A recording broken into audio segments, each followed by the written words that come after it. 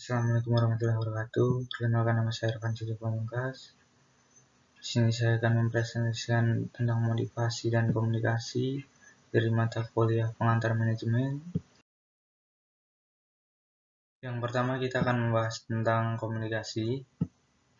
Komunikasi adalah suatu proses ketika seseorang atau beberapa orang, kelompok, organisasi, dan masyarakat menciptakan dan menggunakan informasi agar terhubung dengan lingkungan dan orang lain.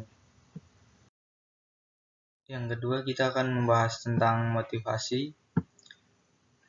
Motivasi sendiri adalah kesediaan melakukan usaha tingkat tinggi guna mencapai sasaran organisasi yang dikondisikan oleh individu. Selanjutnya, fungsi dari komunikasi. Ada 4 fungsi dari komunikasi, yaitu 1. Fungsi informatif, 2. Fungsi regulatif, 3. Fungsi persuasif, 4. Fungsi interaktif. Untuk slide selanjutnya ada faktor motivasi. Ada beberapa faktor motivasi yang mempengaruhi motivasi, yaitu A. Karakteristik individu, di antaranya 1. Minat, 2. Sikap terhadap diri sendiri, pekerjaan dan situasi pekerjaan, 3. Kebutuhan individual, 4. Kemampuan atau kompetisi, 5. Pengetahuan tentang pekerjaan, 6. Emosi, suasana hati, perasaan, keyakinan, dan nilai. B. Faktor-faktor pekerjaan. Dari faktor lingkungan kerja ada gaji dan benefit yang diterima, kebijakan-kebijakan perusahaan, supervisi, hubungan antara manusia, kondisi pekerjaan seperti jam kerja, lingkungan fisik, dan sebagainya.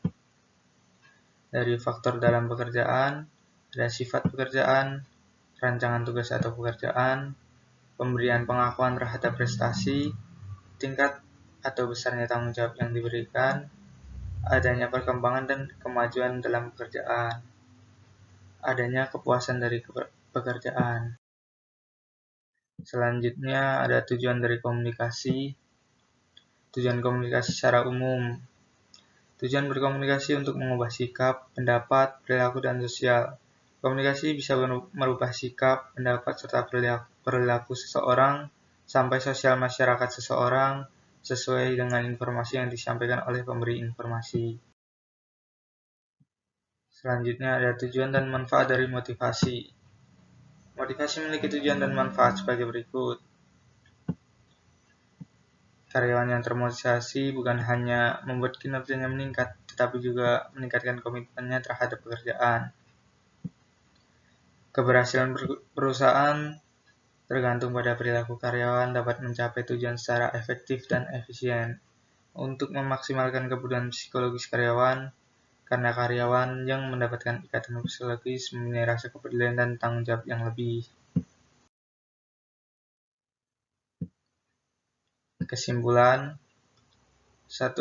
Komunikasi adalah suatu proses penyampaian ide, gagasan, berita yang berasal dari seseorang ke orang lain.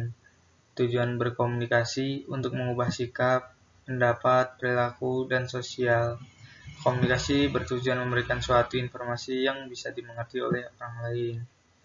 3. Motivasi atau motivation berarti pemberian motif, penimbulan motif, atau hal yang menimbulkan dorongan atau keadaan yang menimbulkan dorongan. Motivasi adalah kesediaan melakukan usaha tingkat tinggi guna mencapai sasaran organisasi yang dikondisikan oleh individu. 4. Faktor-faktor yang mempengaruhi motivasi berbeda-beda dalam konsekuensinya, antara lain faktor-faktor pekerjaan atau lingkungan pekerjaan dan dalam pekerjaan, karakteristik individu, dan ada juga motivasi sebagai psikologis terbagi menjadi 2 faktor, yaitu faktor eksternal dan internal. 5. Beberapa manfaat motivasi untuk kinerja karyawan yaitu membuat kinerjanya meningkat, meningkatkan komitmen terhadap pekerjaan, mendorong tingginya kepuasan kerja karyawan, dan berdampak positif bagi kinerja perusahaan. Demikian yang dapat saya sampaikan, kurang lebihnya mohon maaf. Saya Irfan Siddiq Pamungkas, mewakili kelompok 4. Terima kasih dan sampai jumpa. Wassalamualaikum warahmatullahi wabarakatuh.